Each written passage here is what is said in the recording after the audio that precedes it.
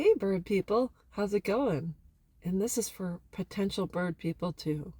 The ones that see these beautiful creatures and decide they're going to get one without doing any research because they think it's cool. So, anyways, as a person who has 8 birds, I have 5 green-cheeked conures, a Nandi conure, a Patagonian conure, and an Indian ringneck. I love birds.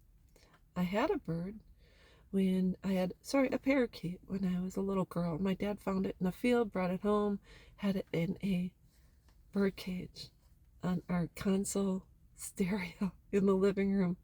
And I knew that was going to be my best friend, and he was. Beautiful blue parakeet named Sebastian. So, anyways, I worked with him every day. He had fresh food and water.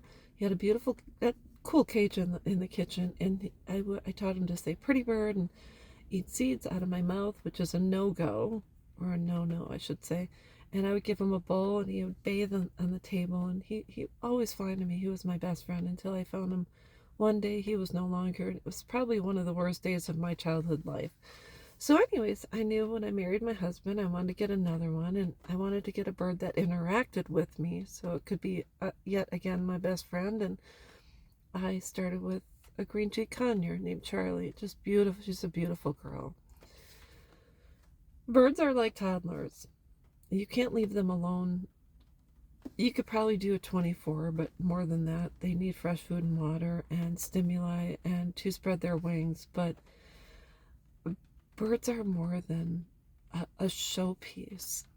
A lot of people want to get them a car, African gray, etc., because it's cool and it talks and you can impress people. But these are living beings. They need you. They want you. If you have a larger parrot, even a smaller one, if he's in a separate room for sleep, which mine are, and he hears you, he will flock call you. And some birds are really, really, really loud. If you live in an apartment, just know that your neighbors may report you, and your apartment complex can have your bird banned. A bird is more than a toy. It loves, it needs compassion, care. If they get sick, your vet bills can run $250, $300 on up, depending on if they need tests, medication, etc. If you have a bird that gets egg bound and you don't know how to deal with it, it's another trip to the doc. They can get them implanted with a birth control device so that they don't continue to produce eggs.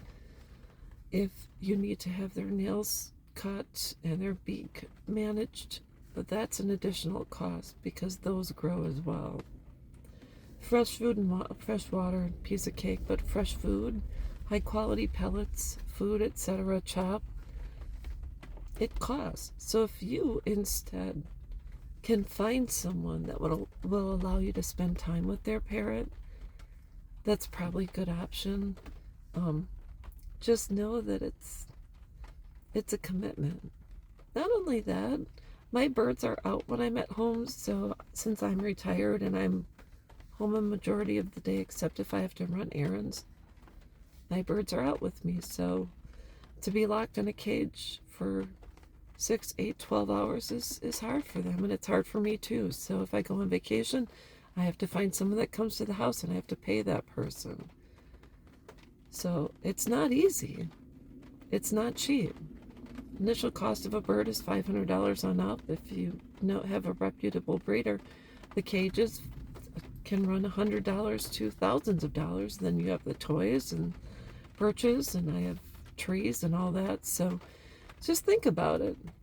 It's a cost, $1,000 easy to get started up, and then better save your pennies because they're not cheap. Now, granted, you can get insurance through Nationwide. I think it's $10 a month, and it covers vet visits and stuff like that, but still, it's just the way it is. So anyways, that's all I've got, and I will be back.